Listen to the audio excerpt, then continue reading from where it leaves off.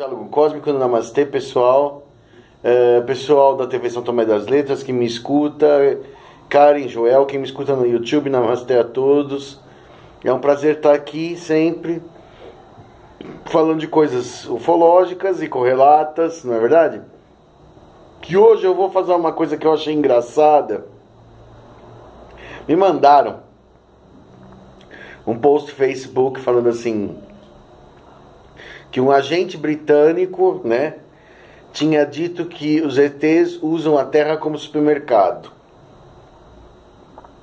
Aí eu nunca aceito as coisas como elas vêm escritas ali, entendeu? Então eu sempre dou uma olhada para ver o que se trata, ver quem escreveu, tal. E aí colocaram lá Ingo Swann, né? Agente britânico, estava errado, ele era americano. Fui procurar simplesmente na Google, né? Isso para falar para as pessoas como elas têm que ser mais cuidadosas com as coisas. Que o cara nem era britânico, ele era americano. Ele faleceu em 2013, ele morreu com 79 anos de idade. E o nome dele era Ingo Swann. Quer dizer, I-N-G-O, Ingo, né? Swann, que é cisne em inglês, mas com dois N's no fim. S-W-A-N-N, Swann, Ingo Swann. E esse cara morreu bem velhinho, né, com 79 anos de idade. E aí a história real do que ele tinha dito, de que que os ETs usam a Terra como supermercado, era uma coisa, tinha sido dita num contexto completamente diferente, né? Ele, na verdade, alega ter trabalhado para a CIA.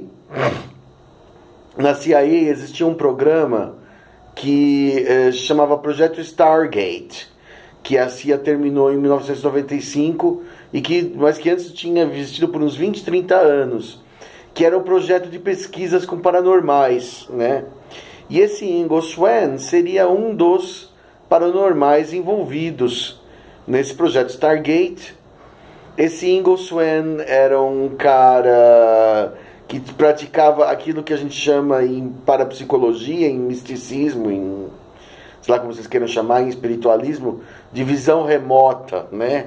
Quer dizer, aquela coisa de fechar o olho, tal, se concentrar e acessar coisas, né? Vamos viajar para Atlântida, vamos viajar para descobrir se Hitler se matou mesmo, como foi a crucificação de Jesus, sei lá, o que você queira acessar, entendeu? A Idade Média, ou principalmente no caso dos americanos, né? O interesse seria o que acontece nas bases russas e chinesas, né? E onde está o Osama Bin Laden, esse tipo de coisa, né?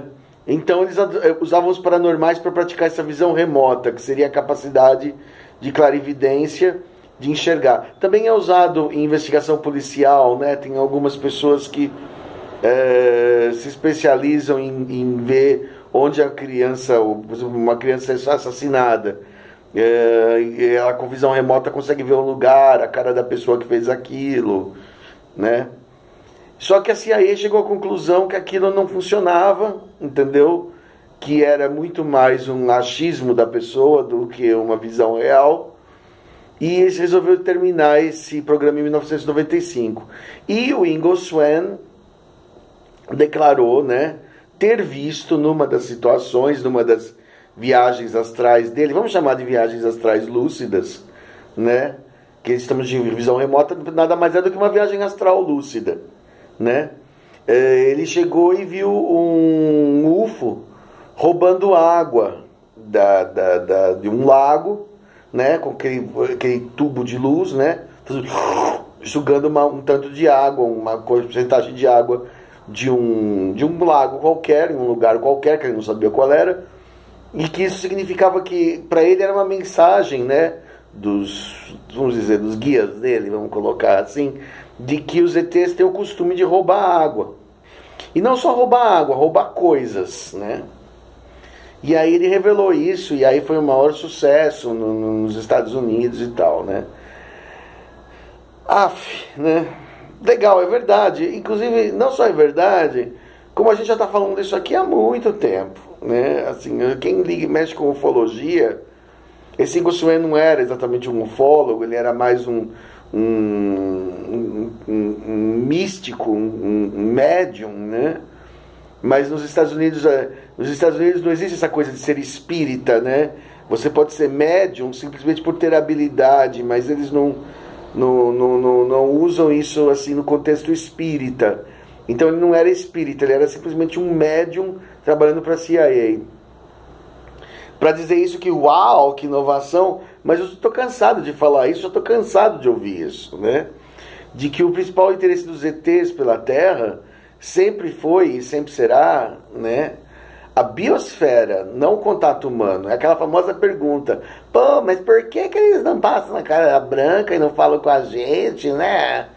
Quer dizer, por que eles não fazem isso? Porque você não é importante, né? A humanidade como um todo não é importante para os extraterrestres. Na verdade, a humanidade como um todo faz parte de uma biosfera, né? É um dos animais que habita a biosfera terrestre, como os leões, os cabritos, os gatos, os cachorros, os mosquitos, tem os humanos, né? É um dos seres, tudo bem, tem inteligência, tem uma civilização, é vida inteligente, eles reconhecem como vida inteligente, mas do ponto de vista de um planeta, né? O planeta vale mais, quer dizer, o planeta tem vida, o planeta tem água, o planeta tem minérios, o planeta tem possibilidade de abrigar a vida. Você pode substituir o ser humano, mas você não pode substituir a Terra, né? Quer dizer, você pode acabar com o ser humano e a Terra vai ser repovoada. Mas se você tirar a Terra, o planeta Terra, e jogar os humanos em outro lugar, eles têm pouca chance de sobrevivência, a não ser que seja um planeta semelhante à Terra, uma nova Terra.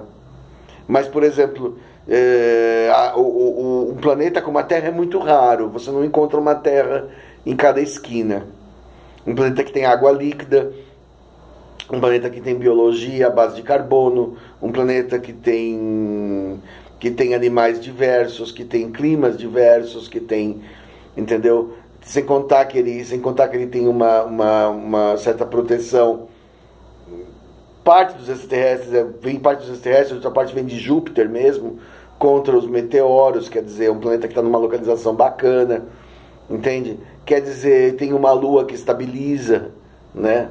Quer dizer, ele é todo construído, né, em parte pelos extraterrestres, em parte por causas naturais, ele é todo favorável à vida, né? Então, assim, por exemplo, os extraterrestres, quando eles precisam de água, né? O Herbert Schirmer, que foi o primeiro um policial, né, nos Estados Unidos, foi o primeiro a ver reptiliano, ele já falava que os reptilianos tinham pego ele. Foi a primeira vez que foi visto um ser reptiliano, né? E ele falou assim que os reptilianos, que ele não sabia o que eram seres que pareciam lagartos, mas ele não sabia o nome disso. Isso foi em 1967, o ano que eu nasci.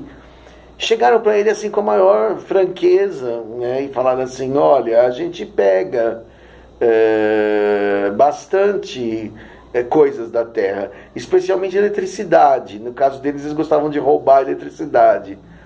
É sabido, por exemplo, que quando você tem um blackout, uma cena de blackout qualquer numa cidade interior e tal, eu já presenciei isso em São Pedro, geralmente você olha para cima, passa UFO. Quer dizer, ele deu uma roubadinha na eletricidade da cidade, um UFO rouba a eletricidade de uma cidade pequena inteira, uma cidadinha como São Pedro, que tem, sei lá, se não me engano, 60 mil habitantes. É uma cidade pequena, né? Mas é uma cidade, de qualquer forma. E um UFO que foi lá, pegou toda a eletricidade da cidade, deu um apagão geral.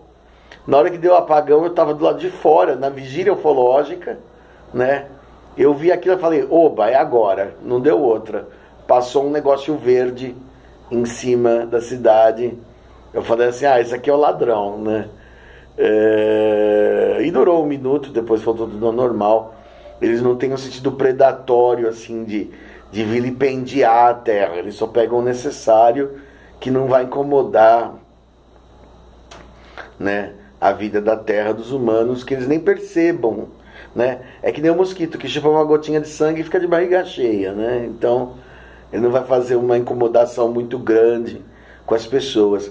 Mas que os ETs roubam, né? Os ETs roubam não só isso, como também roubam animais para fazer esses experimentos, né? Roubam humanos que eles levam embora e não sabem o que faz com aquilo, se leva para o planeta dele, se mata, se leva como amigo. A gente não pode ser todos esses fatores e nenhum deles, a gente nunca sabe, né? Mas os ETs também roubam objetos existem museus, né, que já foram vistos em naves com humanos, com roupas de épocas, de coisas, de períodos, entendeu? Eles colecionam também nesse sentido, né? Então, assim, a gente sabe que eles podendo mesmo, eles sempre dão uma roubadinha de leve. E ele falou assim, eles não têm nenhuma má intenção, só pegar alguma coisinha. Se a visão dele remota funcionava ou não,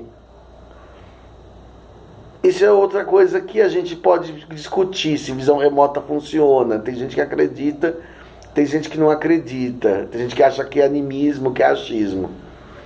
Mas um fato é inegável, ele chegou bem perto da realidade. Realmente os extraterrestres estão muito mais na Terra para usar a Terra como posto de gasolina, o supermercado, eu chamo para falar como posto de gasolina, né? Porque eles também vêm pegar minerais, também vêm pegar magnésio, vêm pegar plutônio, urânio, sei lá, da Terra, né? Sacar um pouquinho, formar suas bases. Tem bases nas montanhas ali escondidinhos, onde eles se reabastecem, descansam e depois seguem viagem, né? Estou falando desse caso de ETs físicos, né? Não desses ETs etéreos, tipo ômega, que seriam de energia pura. Esses eu acredito que... Eu particularmente acredito que existem ETs físicos e seres extraterrestres de energia pura que já transcenderam.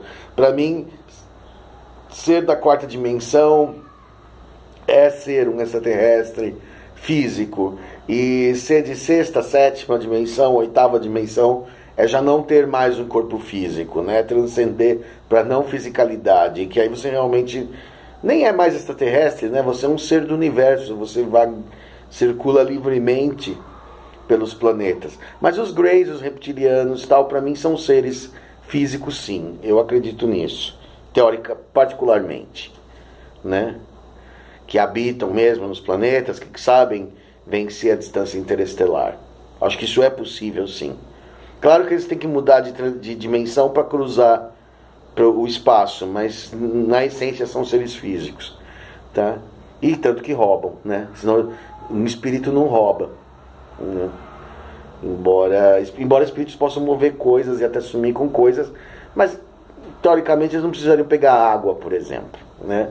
Se eles não fossem físicos, tá? Então essa aí é a declaração do Ingo Swann, que causou furor lá na Europa, nos Estados Unidos, e que sinceramente, entendeu? A gente que mexe com ufologia sabe isso eu sabia disso desde quando eu tinha 10 anos de idade, porque eu sempre gostei de ufologia.